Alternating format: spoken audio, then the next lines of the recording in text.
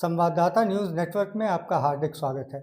आज 14 जुलाई है और आप देख रहे हैं हमारा प्रातःकालीन प्रसारण, जिसमें हम देश के विभिन्न शहरों से खबरें लेकर आपके लिए आते हैं। दिल्ली दंगों के दौरान आईबी अधिकारी अंकित शर्मा की हत्या के मामले में पूर्व आप पार्षद ताहिर हुसैन को दोषी करार दिया गया है।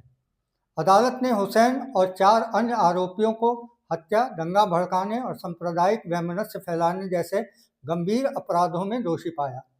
यह फैसला 2020 के उत्तर पूर्वी दिल्ली दंगों से जुड़ा है, जिसमें अंकित शर्मा की निर्मम हत्या हुई थी। अदालत ने कहा कि अभियोजन पक्ष ने पर्याप्त सबूत पेश किए हैं जो आरोपियों की संलिप्तता को साबित करते हैं। अब सजा पर बहस आगे होगी और हुसैन के वकील ने अपील करने की बात कही है। मुंबई पुलिस ने ऑनलाइन लोन ठगी मामले में 6 आरोपियों को गिरफ्तार किया है। एक बैंक कर्मचारी ने इंटरनेट पर लोन विज्ञापन पर क्लिक किया, जिसके बाद ठगों ने उसे जाल में फंसाकर 17.6 लाख रुपए वसूले। आरोपियों ने पीड़ित और उसके परिवार को धमकाया तथा सार्वजनिक रूप से अपमानित किया। पुलिस की साइबर सेल ने शिकायत दर्ज कर जांच शुरू की और तकनीकी साक्ष्यों के आधार पर गिरोह का पता लगाया। गिरफ्तार आरोपियों से पूछताछ जारी है और पुलिस अन्य सहयोगियों की तलाश कर रही है। अहमदाबाद ने देश के म्यूचुअल फंड बाजार में अपनी स्थिति मजबूत बनाए रखी है। नवीनतम रिपोर्ट के अनुसार शहर का एसेट अंडर मैनेजमेंट लगभग 2.2 लाख करोड़ तक पहुंच गया है, जो पिछले वर्ष की तुलना में 19% की वृद्धि दर्शाता है। इस प्रदर्शन के साथ अहमदाबाद ने चेन्नई को पीछे छोड़ते हुए देश का 6ठा सबसे बड़ा म्यूचुअल फंड बाजार बनने का गौरव हासिल किया है। विशेषज्ञों का मानना है कि निवेशकों की स्थिर भागीदारी और वित्तीय जागरूकता में वृद्धि ने इस उपलब्धि को संभव बनाया है। यह रुझान अहमदाबाद की आर्थिक मजबूती और निवेश क्षमता को उजागर करता है। कोच्चि में मादक पदार्थों की तस्करी का नया रूट सामने आया है। शहर में सख्त निगरानी के कारण तस्कर अब अल्वा, अंगमाली और परुवूर बेल्ट का इस्तेमाल कर रहे हैं। हाल ही में पुरुकुट्टी में पुलिस ने 116 किलो गांजा जब्त किया, जिससे यह स्पष्ट हुआ कि तस्कर बाहरी इलाकों को सुरक्षित ठिकाना मान रहे हैं।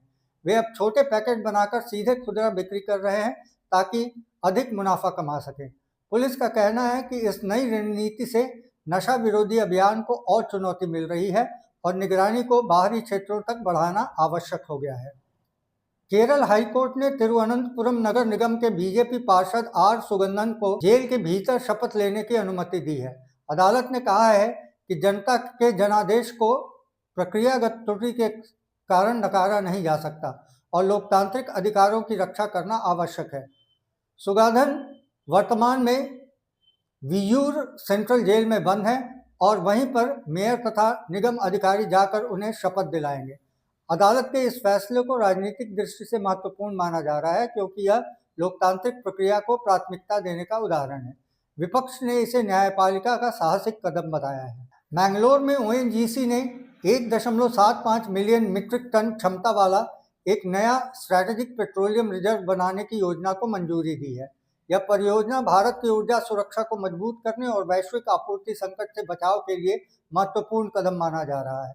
वर्तमान में देश में 5.33 मिलियन मीट्रिक टन की रिजर्व क्षमता है, जिसे अब और बढ़ाया जा रहा है। नया भंडार मैंगलोर में स्थापित होगा और इससे आपातकालीन स्थिति में देश को अतिरिक्त सुरक्षा मिलेगी। विशेषज्ञों का कहना है कि यह कदम भारत की ऊर्जा नीति में दीर्घकालिक स्थिरता सुनिश्चित करेगा। बेंगलुरु में लंबे समय से प्रतीक्षित डबल डेकर फ्लाईओवर का निर्माण कार्य पूरा हो गया है। यह फ्लाईओवर शहर के व्यस्त मार्गों पर यातायात दबाव कम करने और सफर को आसान बनाने के उद्देश्य से बनाया गया है। 2 स्तरों वाले इस फ्लाईओवर से रोजाना लाखों यात्रियों को राहत मिलने की उम्मीद है।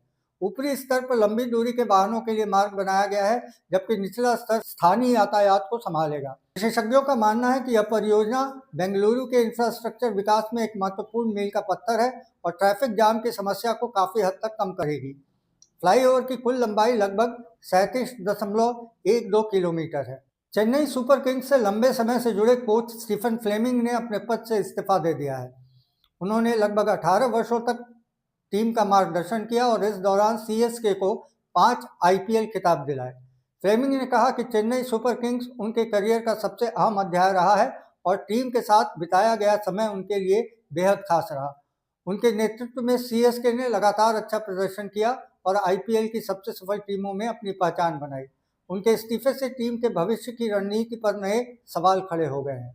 वारंगल में जल्द ही शुरू होने वाले TIMS सुपर स्पेशलिटी हॉस्पिटल क्षेत्र की स्वास्थ्य सेवाओं में क्रांतिकारी बदलाव लाने वाला है। यह 24 मंजिला आधुनिक अस्पताल NRI और विदेशी मरीजों के इलाज के लिए विशेष रूप से तैयार किया जा रहा है। अस्पताल में अत्याधुनिक तकनीक, 50 इमरजेंसी बेड और उन्नत चिकित्सा सुविधाएं उपलब्ध होंगी। सरकार का उद्देश्य हैदराबाद पर दबाव कम कर वारंगल को मेडिकल टूरिज्म का नया हब बनाना है। विशेषज्ञों का मानना है कि इस परियोजना से न केवल स्थानीय नागरिकों को बेहतर स्वास्थ्य सेवाएं मिलेंगी, बल्कि रोजगार और आर्थिक विकास को भी बढ़ावा मिलेगा। भुवनेश्वर में लगातार हो रही बारिश ने शहर के कई इलाकों में जल जमाव की स्थिति पैदा कर दी है। पिछले 24 घंटों में 112.3 मिलीमीटर वर्षा दर्ज की गई, जो पिछले 15 वर्षों में जुलाई महीने की दूसरी सबसे बड़ी बारिश है।